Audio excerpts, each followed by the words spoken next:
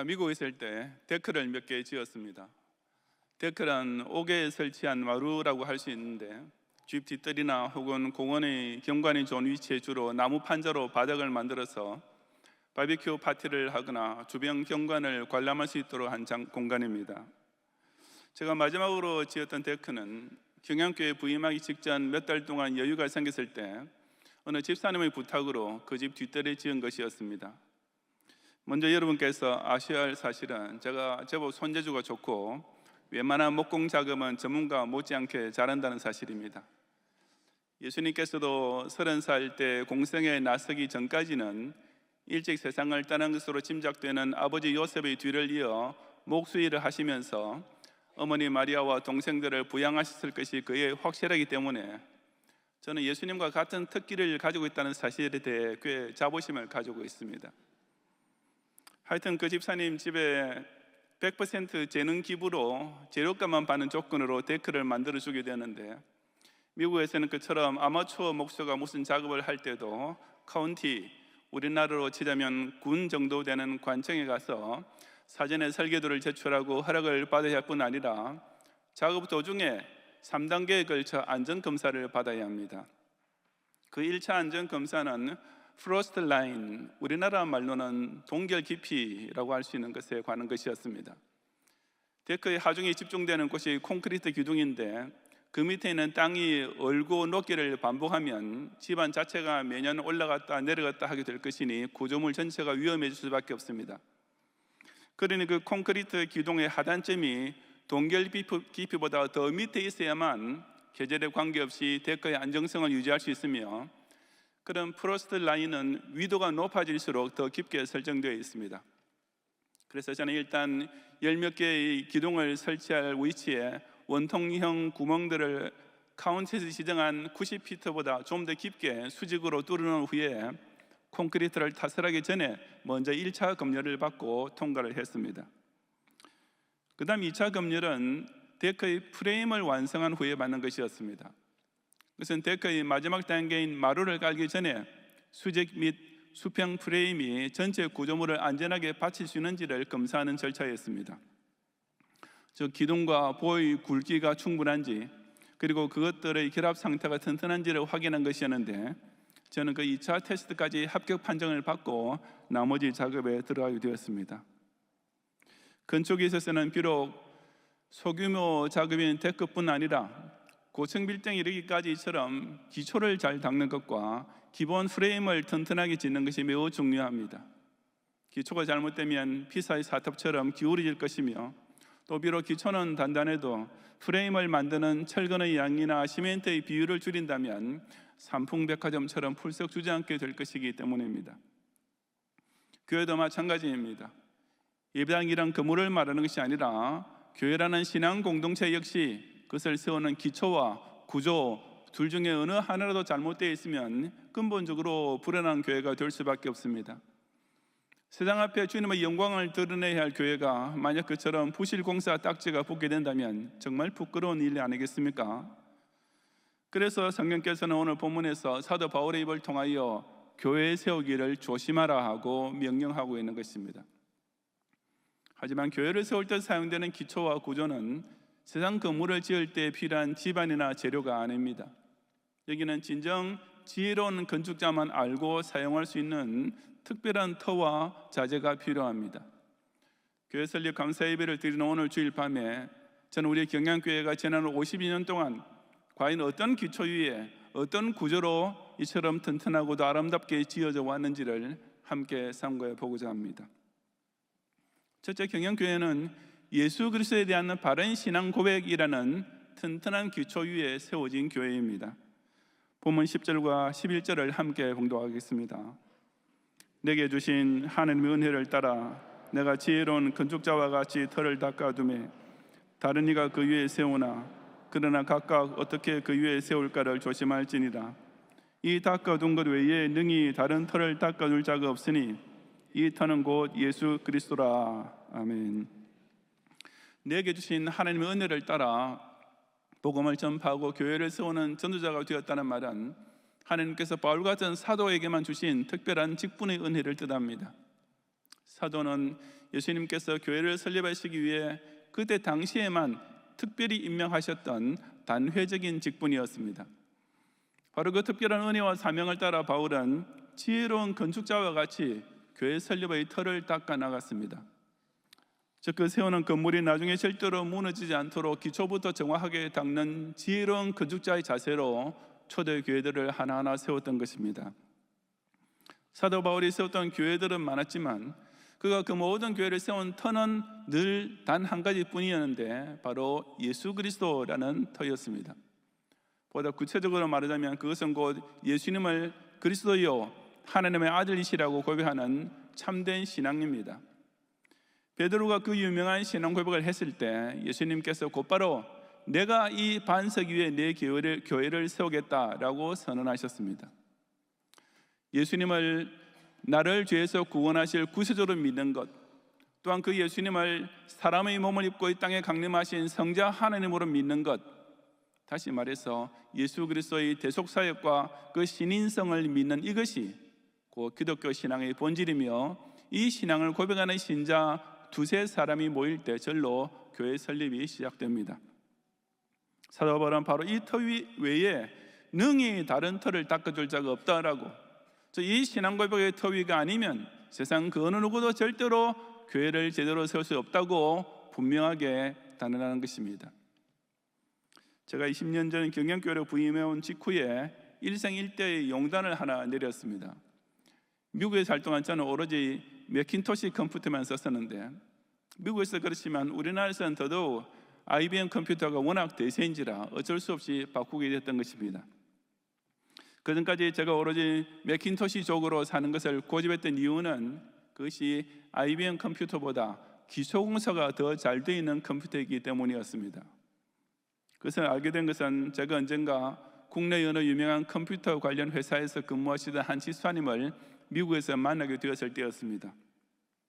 그 분야에서 꽤 대단한 전문가라고 알려진 그 집사님께서께 제가 평소 항상 가지고 있던 질문, 즉 IBM 컴퓨터와 매킨토시 컴퓨터는 근본적으로 어떤 차이가 있는가라고 물었습니다. 그저 그 집사님께서는 그것은 마치 집을 지을 때 기초가 어느 정도 잘 되어 있느냐에 따라 나중에 그 위에 쌓아가는 방식이 달라질 수밖에 없는 것과 같습니다. 매킨토시 컴퓨터는 IBM 컴퓨터보다는 좀 더 훌륭한 기초를 가지고 있다고 생각하시면 됩니다.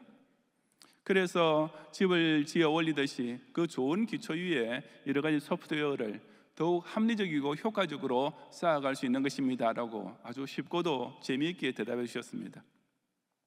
다시 말해서 하드웨어라는 기초가 어떻게 깔려 있느냐에 따라서 그 위에 소프트웨어를 세워나갈 때 무슨 한계가 생기든지 혹은 어떤 장점을 누리는 차이가 나게 되는 것입니다. 마찬가지로 교회의 기초가 어떻게 닦여 있느냐에 따라 그 위에 세워져가는 방식도 달라질 수밖에 없습니다. 그런데 그 기초가 어떻게 되어야 그 위에 세워질 구조물을 정확히 받칠 수 있는지에 대해서는 그 누구보다도 교회의 머리 되시는 예수님께서 가장 잘 알고 계셨습니다. 바로 그 예수님께서 교회의 틀을 이 신앙 고백의 반석이라고 명시해 놓으신 것입니다. 그렇다면 교회의 설계자 예수님께서 세워내신 이 표준, 이 닦아둔 것 이외에 교회를 세울 수 있는 더 좋은 터란 것은 결코 존재할 수 없지 않겠습니까? 그런데도 개척교회를 시작할 때 뭔가 비상한 아이디어, 어떤 획기적인 시도가 반드시 가미되어야만 목회에 성공할 수 있다는 관념이 젊은 목사들 사이에 팽배하고 있습니다. 급속도의 부흥으로 세계적으로 알려진 어느 미국의 대형 교회가 제일 처음 개척될 당시 그 지역 주민에게 뿌린 광고지에 이런 문구가 커다랗게 박혀 있습니다. 그것은 전통적인 예배에 실증나신 분들을 우리 교회에 초대합니다 라는 것이었습니다. 전통적 교회는 그저 딱딱하고 재미없고 고리타분한 전통적 예배를 드린다고 도매금으로 매도하는 말이나 다름없었습니다. 그러면서 자기네 교회에서는 디베라 언덕에서 예수님께서 하셨던 것처럼 그저 마음 편하게 와서 즐거운 시간을 보낼 수 있는 소위 열린 예배를 드린다고 선전했던 것입니다. 하지만 우리가 똑바로 알아야 할 것은 그 예수님의 디베라 언덕의 집회는 신자들의 예배가 아니라 불신자를 위한 전도 집회였다는 사실입니다.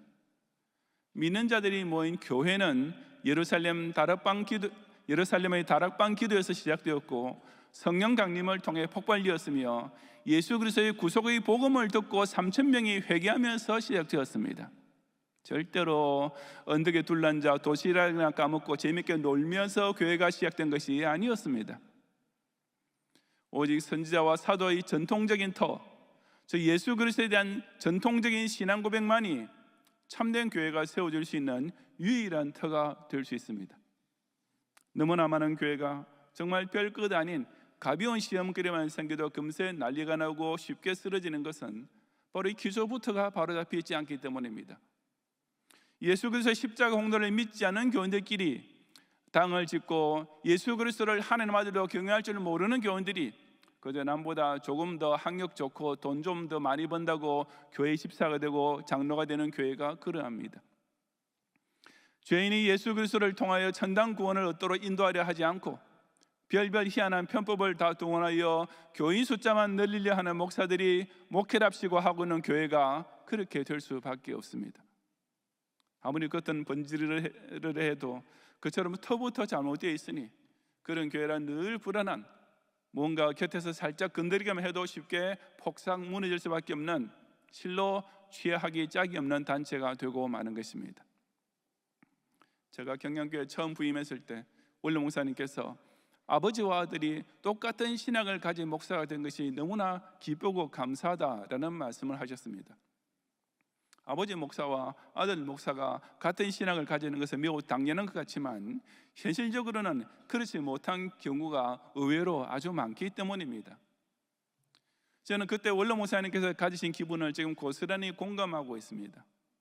바로 경양교회 제3대 담임 목사님께서 저와 100% 똑같은 개혁주의 신학을 가지고 계시며 똑같은 예수 구원의 복음을 강단에서 선포하고 계신다는 사실 때문입니다. 이처럼 교회 주인이시오 머리 되신 예수 그리스도께서 계획하시고 만들어 놓으신 기초가 제1대 담임 목사부터 제3대 이르기까지 조금도 변하지 않고 경양 강단의 훈독권을 통해 일사불란하게 이어지고 있으니 경양의 당회를 비롯하는 모든 교회 조직과 활동 역시 탄탄대로를 질주하지 않겠습니까? 지금까지 그랬듯이 앞으로도 오직 예수 그리스도를 나의 구주요 하나님 아들로 고백하는 신앙이라는 이 터 위에서 우리 경양교회를 더욱 든든히 세워가는 모든 성도가 되시기를 바랍니다. 둘째로 경양교회는 성도들의 생애 최고와 전부의 헌신이라는 최고급 구조물로서 지어진 교회입니다. 12절 이하 15절까지 함께 봉독하겠습니다. 만일 누구든지 금이나 은이나 보석이나 나무나 풀이나 지프로 이 터 위에 세우면 각 사람의 공적이 나타날 터인데 그날이 공적을 밝히리니 이는 불로 나타내고 그 불이 각 사람의 공적이 어떠한 것을 시험할 것임이라. 만일 누구든지 그 위에 세운 공적이 그대로 있으면 상을 받고 누구든지 그 공적이 불타면 해를 받으리니 그러나 자신은 구원을 받되 불 가운데서 받은 것 같으리라. 아멘. 이제 터가 잡혔으면 그 위에 건물을 짓는 일이 남아 있습니다. 앞에 11절에서 사도 바울이 내가 터를 다 거둠에 다른 이가 그 위에 세우나 그러나 각각 어떻게 그 위에 세울까를 조심할지니라 라고 말한 것이 이 단계를 가리킵니다. 교회의 기초적인 터는 예수님께서 사도들을 통해 닦아 놓으셨지만 그 터 위에 다른 이, 여러 신자들이 여러 시대의 여러 장소에서 각각 교회를 세우게 될 것이었습니다. 그리고 그처럼 교회를 세울 때도 조심하라고, 즉 터만 바로잡았다고 절로 모든 교회가 다 잘 지어 있는 것은 아니라고 경고하신 것입니다. 그렇다면 어떻게 조심하라고 했습니까? 사도 바울은 그것을 공적이란 말로 표현했는데 그래서 문자적으로는 일이라는 의미의 단어로 건물을 짓는 작업의 질을 뜻합니다. 그리고 그 작업의 질이란 그때 사용하는 재료의 질과 직결되는데 여기 금, 은, 보석, 나무, 풀, 집 등이 바로 그런 건물의 재료를 가리킵니다. 다시 말해서 사람들이 교회를 세울 때 어떤 교인들은 금, 은, 보석이라는 값지고 귀한 재료를 써서 교회를 세우는 것에 비하여 어떤 교인들은 나무, 풀, 집처럼 쉽고 값싸게 구할 수 있는 재료들만을 들여서 교회를 짓는다는 뜻입니다. 무슨 재료를 써서 짓든지 간에 어쨌든 그 모양만큼은 모두 교회의 형태를 갖추게 될 것입니다. 단임 목사와 예배당 건물도 있고 당회와 제주회도 조직되고 주일학교와 봉사기관들도 있는, 적어도 겉보기에는 별로 차이가 없어 보이는 교회들이 세워집니다. 하지만 그 세우는 작업의 질, 그 자재의 질이 드러나는 때가 오는데, 그것이 곧 예수님께서 재림하셔서 그 공적들을 각각 테스트해 보실 때라고 했습니다. 여기 불로 나타내다라는 말은 심판의 지옥불을 가리키는 것이 아니라 그 재료의 질을 테스트해 보기 위해 불에 한번 태워보는 것을 뜻합니다. 그렇게 하면 어떤 교인의 공적, 즉 그가 평생 교회를 위해 봉사하고 충성했던 것들은 그대로 남아있고, 반면에 어떤 교인의 공적은 그 순간 즉시 불타게 될 것이라고 했는데, 바로 나무나 풀이나 집같이 그 테스트하는 불에 타서 즉시 없어지는 공적입니다. 해를 받는다는 말이 본문에서는 심판받는다는 뜻이 아니라 상급을 잃는다는 의미입니다. 정말 마음과 정성과 뜻과 힘을 다해 교회를 세우고 섬겼던 교인의 공적은 끝까지 남아있어서 큰 상급을 받게 해줄 것입니다. 하지만 적당히 교회 생활을 하면서 전혀 정성이나 힘은 쏟아넣지 않고 그저 예수 믿는 신앙 하나만 간신히 붙들었던 사람은 아무 상 받을 것은 없는 구원, 그야말로 불 가운데서 받은 것 같은 부끄러운 구원을 받게 되는 것입니다. 리더스 다이제스트에서 어떤 대학 교수의 이런 수기를 읽은 적이 있었습니다. 그 교수도 많은 사람이 그랬듯이 드림하우스를 꿈꾸고 있었는데 결국 그 꿈을 이룰 기회가 왔습니다. 주변 경관이 딱 마음에 들고 정말 거기 집을 지어 살면 평생 행복할 것 같은 곳에 터를 잡게 되었던 것입니다. 그리고 미국에서 실제로 가끔 있듯이 그 교수님도 손재주가 있어서 그 집 공사 대부분의 분량을 손수 해내는데, 그러다 보니 하드웨어 스토어, 즉 주택 자재를 파는 상점을 자주 드나들게 되었습니다. 그런데 그때마다 그 교수님이 점원에게 한 말이 있었는데, 그것은 곧 이 집은 우리 가족이 평생 살 것이니까 최고급 제품, 제일 좋은 재료로 주시오라는 것이었습니다. 정말 그렇지 않겠습니까? 사람은 자기가 살 집이라면 당연히 좋은 재료를 써서 짓고 싶을 것이며, 더욱이 평생 살 것이라면 돈이 더 들더라도 구할 수 있는 최고급 자재를 써서 완벽한 집을 짓고 싶을 것입니다. 하지만 곧 이사를 나가게 될 집이나 지어서 남에게 팔 목적으로 짓는 집에는 그 누구도 그렇게 투자할 마음이 없을 것이 분명합니다. 같은 교회를 다니면서도 왜 어떤 교인은 교회를 위해 온갖 좋은 것을 다 갖다 바치는 데 비하여 어떤 교회는 그저 싼 것들만 조금 내놓는 것이겠습니까? 그것은 교회를 자기와 자기 가족과 자기 후손이 끝까지 살 자기 집이라고 생각하느냐 아니냐에 달려 있습니다. 정말 교회를 내 집이라고 생각한다면 절대로 싸구려 자재를 사용하고 싶을 리가 만무합니다. 여러분은 어떻습니까? 여러분이 경양교회를 내 집이라고 생각하고 있습니까? 아니면 목사의 집이라고, 남의 집이라고 생각하며 살고 있습니까? 이 집에 내 전 인생의 뿌리를 받고 살겠다는 마음으로 짓고 있습니까? 아니면 아무 때나 여차하면 떠날 속셈을 갖추고 잠시 몸만 담고 있습니까? 정말 믿고 싶지 않을 정도로 어처구니 없고 창피한 일이지만 목사 중에서도 교회라고 하나 세워놓고 목회하다가 여의치 않으면 다른 목사에게 팔고 떠나는 사람이 있다고 들었습니다. 그렇게 세워진 교인이 어떻게 그것이 제대로 서겠습니까? 목사가 무슨 집장사하는 사람처럼 교회를 팔면서 남겨먹을 생각을 하고 교회를 세우니 싸구려 교회가 될 수밖에 없고, 교인들도 교회를 목사의 소유물이라고 생각하고 있으니 그처럼 언제 떠날지 모르는 남의 집에 정성스러운 공적을 드릴 이유가 없는 것이 당연하지 않겠습니까? 겉으로 볼 때는 다 비슷해 보이는 교인들이 지상교회를 세우는데 참여하고 있습니다. 다들 주일 예배에 참석하고 헌금도 드리고 무슨 직분도 하나씩 가지고들 있으니 별로 차이가 없어 보입니다. 하지만 재림하실 예수님 앞에서는 확연히 차이가 나게 됩니다. 예수님께서 불로 한번 훅 불어보시면 되는 일입니다. 그래도 사람의 눈에 제법 뭔가 있는 것처럼 보였던 공적들이 그 불 앞에서는 한순간에 다 없어지고 마는 날이 오고야 맙니다.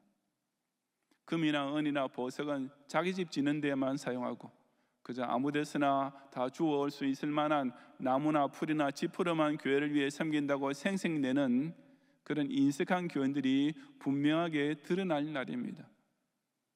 자기 할 것 다 하고 남는 시간 중에서 조금 봉사하고 자기 생활비 쓸 것 다 쓰고 저축할 것까지 다 저축해 놓은 후에 몇 푼 남는 것 가지고 헌금한다고 생생되는 그저 사구려 자재만 가지고서 교회를 세우겠다고 하는 외식적 교인들이 그날은 불 가운데서 구원을 얻는 것 같은 부끄러움을 당하게 되는 것입니다. 저는 경양교회 연말 결산을 볼 때마다 정말 가슴이 뭉클해지는 일이 있습니다. 작년에도 경양교회 경상비 결산이 대략 50여억 원이었는데 3대 후원의 결산을 다 합친 것이 거의 20억 원에 달했습니다. 다시 말해서 경상비 대비 40%에 가까운 예산이 경상비와 후원회비를 둘 다 합친다면 교회 전체 예산의 3분의 1에 달하는 예산이 오로지 교회 밖으로 선교와 신학교 후원과 전도자 양성과 교단 내의 미자립 교회 지원을 위해 쓰이고 있는 것이며 이것은 비단 작년뿐 아니라 오래전부터 우리 경양교회에서 계속 이어지던 일입니다. 경양교회 교인들은 이미 익숙해 있기 때문에 이게 별일 아니라고 생각하고 계시겠지만 사실 이것은 엄청난 별일입니다. 제가 감히 단언하건대 이렇게 교회 밖으로 나누어진 일에 이만큼 전력 투구하는 교회는 전 세계에서 우리 경양교회가 유일무이할 것입니다. 이런 놀라운 일이 우리 경양교회 안에서는 별일 아닌 것처럼 계속 이어지고 있는 이유는 경양의 성도들이 진정 자신의 최고의 공적으로서 이 교회를 섬겨왔기 때문입니다. 정말 예수 그리스도를 내 구주로 하나님 아들로 믿고 영접한 신자는 반드시 그 주님의 몸된 교회 역시 내 집처럼 사랑하며 평화시대에 순교하는 각오로서 충성하게 됩니다.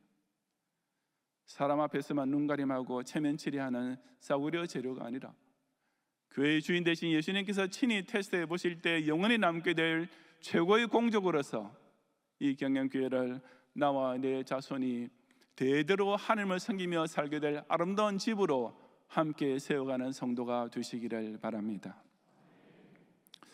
성도 여러분, 본문 16절과 17절에 결론적으로 기록하기를 너희는 너희가 하나님의 성전인 것과 하나님의 성령이 너희 안에 계시는 것을 알지 못하느냐. 누구든지 하나님의 성전을 더럽히면 하나님이 그 사람을 멸하시리라. 하나님의 성전은 거룩하니 너희도 그러하니라 라고 했습니다. 성경은 우리 각 신자가 바로 하나님의 성전이라고 했습니다. 예수님께서 친히 우주적 교회의 머리가 되시고 그 터가 되셨지만 각 지교의 모양을 만들어 나가는 것은 바로 저와 여러분 한 사람 한 사람에게 달려 있습니다. 그러면서 누구든지 하나님의 성전을 더럽히면 하나님이 그 사람을 멸하시리라 라고 하셨습니다. 아름답게 잘 지어놓은 집, 깨끗하게 정돈해놓은 집을 누가 새들어 와서 살면서 여기저기 부수어 놓거나 옆집에 데려와서 엉망진창으로 어질러 놓는다면 집주인으로서는 얼마나 화가 날 일이겠습니까? 그래서 하나님께서도 당신의 집을 더럽히는 자를 결코 용서하지 않고 반드시 멸하시겠다고 실로 엄중히 경고하시는 것입니다. 예수 그리스도에 대한 참된 신앙 고백 없이 제멋대로 교회를 세우는 사람들, 그래서 오히려 하나님의 거룩하심에 먹칠하는 교회를 남발하고 있는 자들이 이 지상 교회를 더럽히고 있습니다. 하나님께 영광을 돌리기 위함이 아니라 사람을 기쁘게 하려는 목적으로 마치 무슨 서비스 업체를 운영하듯이 교회를 세우는 그런 자들을 하나님께서는 결코 가만두지 않으실 것입니다. 그런가 하면 자기 집에 들어갈 정성의 반의 반도 못 되는, 아니 남의 집에 선물로 가져가기도 나쁘끄러울 싸구려 공적만 가지고 교회를 섬긴다는 자들이 또한 교회를 부실하게 만들고 있습니다. 예수님께서 행하시는 품질 검사에 미달할 정도가 아니라 실상 자기 인생에서 쓰레기로 버릴 만한 것만 가지고 교회를 섬긴다고 하니 그럴 수밖에 없는 것입니다.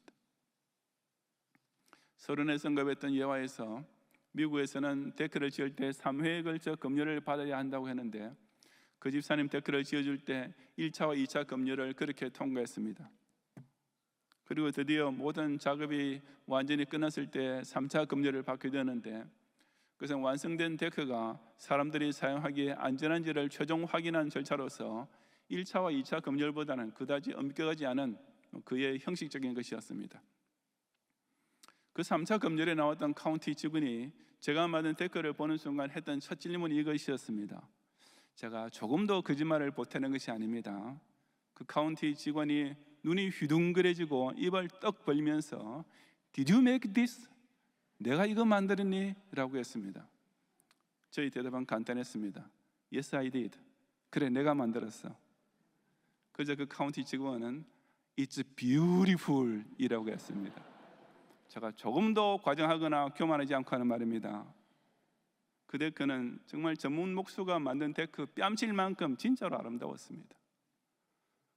제가 다시 한번 조금도 교만하지 않고 하는 말인데, 그 데크는 필라델피아 몽고메리 카운티에서 앞으로도 영원히 최고로 아름다운 데크로 남아있을 것입니다.